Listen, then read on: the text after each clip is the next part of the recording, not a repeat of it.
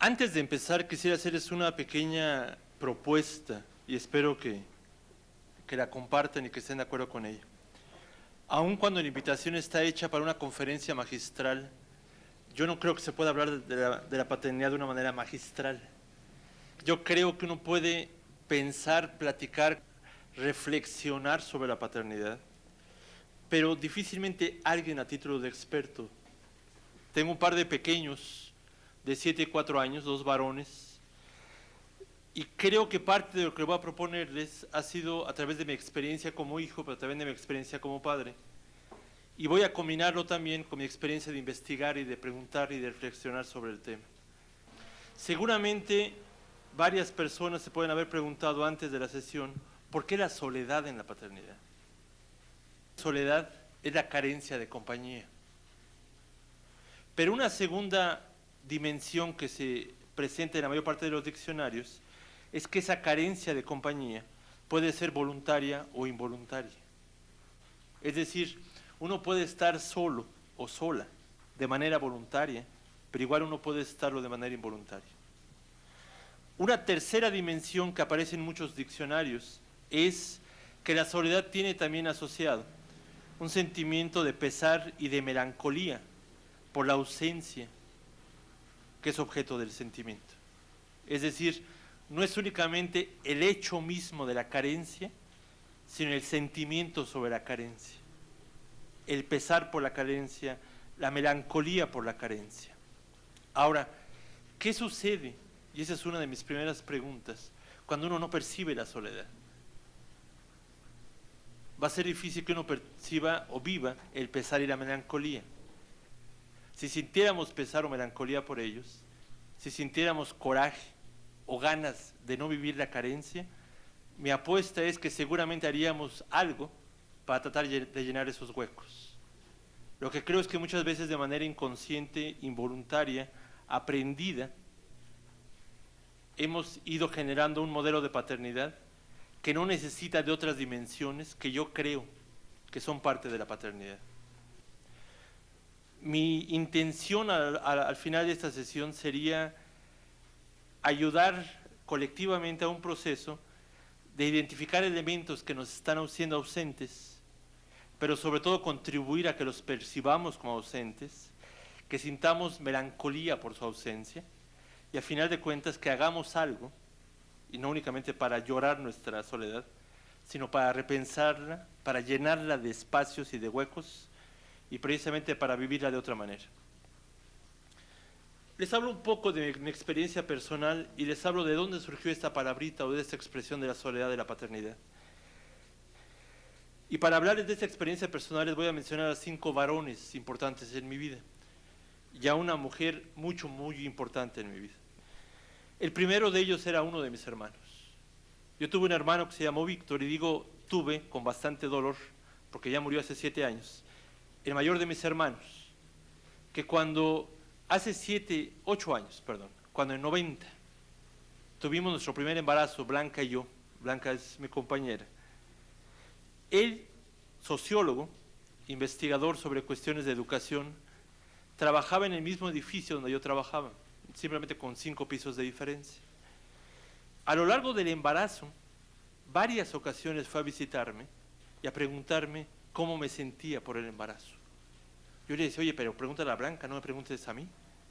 Me decía, no, pero ¿tú qué sientes? Yo le decía, bueno, pues nada, ¿yo qué tengo que sentir?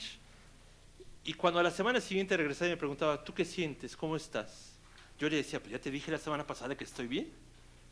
¿Qué crees que cambie mucho en una semana mi sentimiento? Y yo le insistía, bueno, si quieres saber cómo va el embarazo, pregúntale a Blanca. Y algo que me contestaba frecuentemente Víctor era, Blanca no es mi hermana, tú eres mi hermano. Y yo quiero saber tú qué sientes, tú qué vives, qué estás pasando a lo largo de este proceso. Y no era alguien que hubiera investigado sobre reproducción, era alguien que estaba viviendo la paternidad. Una de las grandes ironías de mi vida fue que Víctor se murió 2 meses antes de que naciera Sebastián, el primero de mis hijos. Creo que ahora una de las grandes personas que disfrutarían mucho la existencia de Sebastián sería Víctor. ese hermano. Y creo que ahora, después de pensarle mucho al asunto, entiendo sobre qué me estaba preguntando. Lo que a veces temo es que soy de lento aprendizaje y lo entendí demasiado tarde, cuando él ya no estaba. Alejandro, otro amigo, alguien que no se dedicaba en lo absoluto a investigar sobre la paternidad, pero que tenía algo en común con Víctor. Era padre en ese momento. Y estaba disfrutando de la experiencia de tener a sus dos hijas. El amigo más bruto que he tenido, en el mejor de los sentidos, con el mayor de los respetos. El amor más bestial que he tenido en mi vida ha sido con Alejandro. Más de una vez me ha dicho que tiene las rodillas destrozadas de los tantos golpes que nos dimos mutuamente para mostrarnos el cariño, como compañeros y como amigos. Me habló por teléfono de larga distancia porque vive y vivía desde entonces en Irapuato. Y era algo impresionante porque nunca en la vida lo había yo oído hablar de sentimientos. Nunca en la vida lo había oído yo emocionado disfrutando de un relato como el que me estaba contando. Era tal su emoción que después de casi 15 minutos en el teléfono, que yo no abría la boca de todo lo que estaba diciendo, empezó a llorar del gusto de que su amigo del alma estaba siendo padre. Y no lo estaba describiendo en ningún momento porque yo hubiera tenido un hijo, varón, sino porque yo era padre, y así lo estaba platicando. Y después de casi una pequeña conferencia que me dio por teléfono, me dice, ¿y tú qué sientes? Y el tipo que están ustedes viendo, lo que se le ocurrió contestarle fue, pues me siento bien. Lo mismo que le contestaba al hermano. Y me decía, bueno, ¿y qué más? ¿Qué más sientes? Pues nada más. ¿Qué más debo sentir? Le preguntaba yo. Llegó un momento en que se quedó callado como medio minuto. Yo incluso le pregunté, oye, si se cortó la llamada. Y me dice, en términos de su brutalidad en la relación, también es de un lenguaje bastante folclórico. Y lo que me dice, mira, oye cabrón, dice, voy a ir a México a darte unos chingadazos para que sientas algo. Era muy curioso cuando ahora lo veo a distancia porque alguien que era la primera vez en su vida después de casi 15 años de relación buena y muy intensa, que era la primera vez en su vida que me estaba hablando de sentimientos, cuando se dio cuenta que el otro cabrón, en sus palabras, no sentía nada, o por lo menos no tenía ninguna referencia lingüística, para decirlo académicamente, para describir lo que estaba sintiendo. Él quería que su amigo sintiera algo. Lo que se le ocurrió fue, resolvámoslo con unos chingadazos, porque seguro que sientes algo.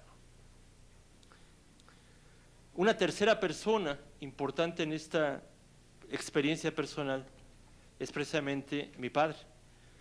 Mi padre murió hace 16 años, o sea, mucho tiempo antes de que yo pudiera ser padre. Y es impresionante porque mi padre y yo nunca hablamos de la paternidad, como nunca hablamos de la hijez o del ser hijo. Lo curioso es que cuantas veces han ocurrido eventos importantes a lo largo de mi vida, lo primero que pienso, lo primero que me surge, a veces intuitivamente, sin elaborarlo demasiado, qué lástima que no está para platicarse. Irónicamente nunca lo platicamos en vida, ni él tomó la iniciativa, ni yo la tomé. Hay otros dos personajes importantes en esas 5 figuras masculinas. Uno de ellos, ya les he mencionado, se llama Sebastián. Otro se llama Bernardo, y Bernardo tiene 4 años. Y hace poco Bernardo me decía, oye papá, ¿cuántos años tienes? Le dije 42. Y me dice, ¿tú crees que cuando yo tenga 42, tú todavía puedas tener 42? Le dije, yo qué más quisiera. Y le dije, pero no creo. Le dije, ¿pero por qué? Me dice, porque yo quisiera hacer lo que tú haces, yo quisiera ser como tú eres. Dice, me gusta. O sea, un niño de 4 años. Dice, me gusta. Dice, pero si no vas a tener 42 años, dice, ¿cuántos vas a tener? Bernardo tiene 4. Le dije, mira, para no confundirte con los números, ya va a ser algo viejo. Y se puso a llorar. Me dijo, yo no quiero que nunca seas viejo, porque los viejos se mueren. Dice, yo quiero que me prometas que siempre vas a estar conmigo. Sebastián es una persona muy distinta. Hace poco me decía, oye papá, ¿sabes qué? Estaba yo pensando, típico de él, porque se la pasa introyectando todo lo que le rodea. Me dice, y yo siempre quise tener un papá con barba. Dije, menos mal, espero ser el único de los papás que tiene. Desde que me conoce, tengo barba. Desde que su mamá me conoce tengo barba, entonces dije, menos mal que quería un papá con barba, porque el pequeño problema hubiera sido que fuera al revés. Y después de conversarlo, lo que Sebastián estaba tratando de decir era, me gusta como eres o te quiero, no sé qué me estaba queriendo plantear. Pero su forma sofisticada, elaborada, indirecta era, siempre quise un papá con barba. Una de las cosas con las que quisiera concluir esta primera referencia de experiencias personales es precisamente sobre la coautora de estos dos pequeños, que es Blanca, que les acabo de mencionar. Ella es investigadora, ella trabaja sobre cuestiones de reproducción y fecundidad y salud hace muchísimos años. Y hace 5 años, una compañera me hizo el favor de invitarme a un congreso y me dijo, quiero que hables de la condición de las mujeres. Pero me hacía una aclaración muy curiosa, pero quiero que hables como hombre. Yo dije a Chirón que no imponemos lo suficiente como para... Me dice, no, dice, lo que no quiero es que repitas el discurso feminista. Lo que quiero es alguien que ha investigado sobre las mujeres, con sensibilidad hacia el discurso de la condición de las mujeres. Quiero que nos proponga una reflexión desde su experiencia masculina, desde esa experiencia que algunas personas interpretan como de privilegios, pero que otras también interpretan como de silencios, como de soledades, como de indefiniciones y complicidades. Entonces dije, bueno, pues tremendo reto me estás poniendo, pero con todo gusto participo. Y lo que se me hizo más fácil para hacer el trabajo fue invitar a Blanca como coautora y decirle, pregúntame lo que las mujeres, a través de tu experiencia, se preguntan sobre los hombres. Pregúntame sobre lo que quisieran saber de los varones, sobre los silencios de los hombres, sobre las contradicciones, las complicidades, las situaciones de privilegio, etcétera, etcétera. No para que yo te conteste, obviamente, porque yo no he investigado a los hombres, no sé. Posiblemente para que yo me pregunte como hombre cosas sobre lo que las mujeres se preguntan de los hombres.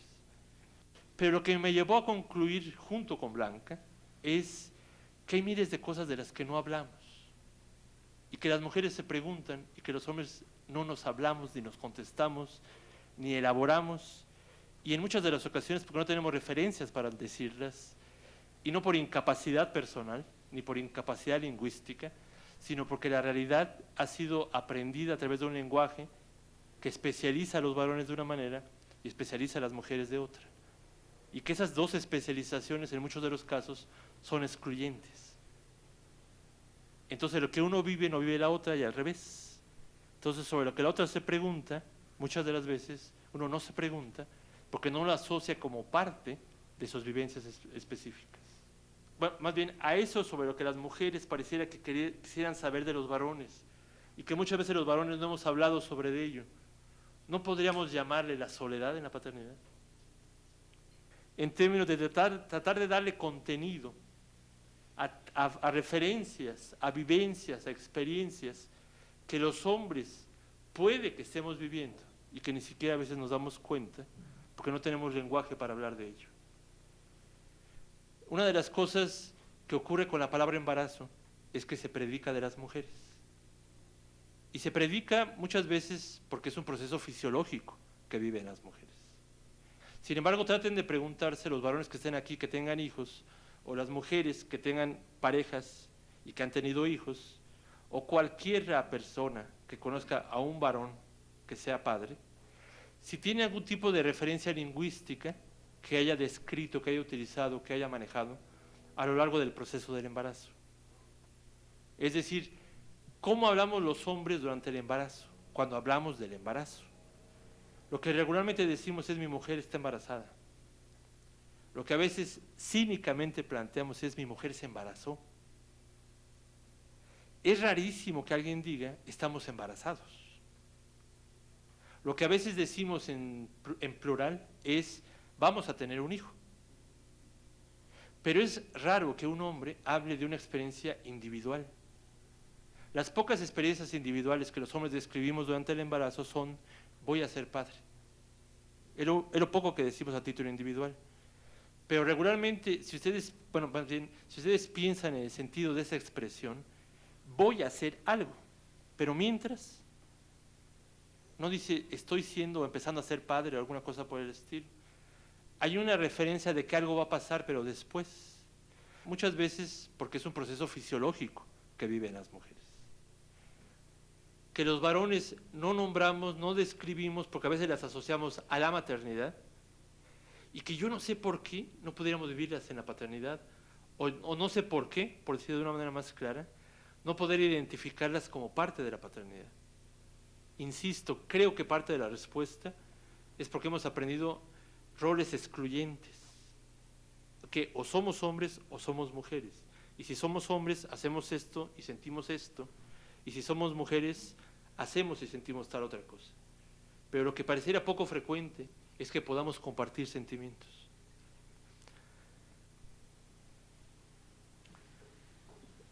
El dilema central que yo quisiera abordar en las siguientes reflexiones es que si podemos percibir colectivamente el motivo de nuestras soledades, que si podemos aprender escuchando las soledades de otros, pero a final de cuentas, si podemos reinventar nuestras masculinidades, cuestionando las soledades que vivimos en la paternidad. Es toda una aventura, y puede que sea una insensatez mía, definir paternidad, pero con todos esos riesgos me voy a animar a dar una definición de paternidad, y quisiera ir elaborando un poco sobre algunos de los elementos de esa definición, tanto en la experiencia de los varones, como en la experiencia de los hijos de esos varones. Cuando digo hijos, voy a tratar de repetir frecuentemente hijos e hijas, pero si en alguna ocasión se me pasa, piensen que estoy hablando en personas de ambos sexos. Creo que una posible definición de paternidad que nos podría ayudar para esta reflexión es pensar en que la paternidad es el conjunto de relaciones posibles entre un varón que quiere reconocer a alguien como su hijo, o bien que lo tiene como su hijo. Es decir, le estoy dando entrada tanto a la paternidad biológica como a la paternidad social. No me estoy limitando en lo absoluto a que sea sinónimo de ser padre, tener hijos, en términos biológicos, procrear un hijo, sino que estoy haciendo referencia también a las ganas de tenerlo, a las ganas de reconocerlo. Y eso lo estoy usando sobre todo para darle entrada a la paternidad social. Puede que haya personas que tienen al hijo, pero puede que haya otras más que no lo tienen biológicamente hablando, pero quieren tenerlo. Y en algunos casos puede ser a través de la adopción formal, legal, por decirlo de alguna manera, pero en otras puede ser a través de una adopción informal. Una de las relaciones más frecuentes nombradas es la de proveedor económico. Se asume que el padre varón es el proveedor económico. Entonces, una de las relaciones posibles con respecto a sus hijos e hijas es proveerlos económicamente. Una segunda relación era de ser educador. Se habla frecuentemente en las definiciones de paternidad que el padre es un educador, pero lo que a veces creo que poco nos problematizamos es qué significa educar. Y les quisiera referir dos raíces etimológicas posibles que tiene la palabra educar. Educare significa dirigir, guiar, conducir. Cuando yo dirijo a alguien para ser persona, yo ya sé para dónde se va cuando uno quiere ser persona. Yo no creo que tengamos la vida tan resuelta como para poder afirmar, yo sé para dónde hay que ir. Cuando uno está educando o pretendiendo educar, habría que problematizarse y preguntarse varias veces y con bastante frecuencia si yo sé para dónde deben ir las cosas. Es más, si aquello para donde yo estoy optando ir debiera ser la misma vertiente de camino que mis hijos e hijas. Puede que yo esté convencido, a lo mejor ya me autojustifiqué para dónde le escogí vivir, pero ¿quién me dice que necesariamente es la mejor opción para mis hijos? Cuando uno piensa educación en términos de educere, es una concepción radicalmente diferente. Educere es un diálogo crítico, un intercambio de experiencias en donde ambas partes aprenden, en donde ambas partes comparten su conocimiento, en donde ambas partes reconocen al otro con una experiencia que me puede enriquecer las experiencias personales. Lo que había que preguntarse de repente es si los padres estamos dispuestos a reconocer que podemos aprender de nuestros hijos. Una tercera relación posible que identifico es el de acompañante. El de acompañante de un individuo o individua en su proceso de irse definiendo y conformando como persona. Y se me hace toda una aventura. Yo no encuentro o nunca he encontrado a una persona más impertinente que a un niño o a una niña. Preguntan por lo obvio. Y lo obvio no se pregunta, dirían algunos. Pero los niños lo preguntan. Y los niños lo preguntan porque lo están descubriendo. Para ellos no es obvio. Y lo que es impresionante son las respuestas de los adultos. ¿Cuáles son las respuestas que le damos a los adultos y los adultos a los niños? Porque así es, porque así ha sido siempre. Yo no encuentro una respuesta más ilógica y absurda que esa. Aunque entiendo la razón de la respuesta, perdón. A lo mejor yo alguna vez lo pregunté y me contestaron porque así ha sido siempre. Y así es la vida. Y yo lo vivo y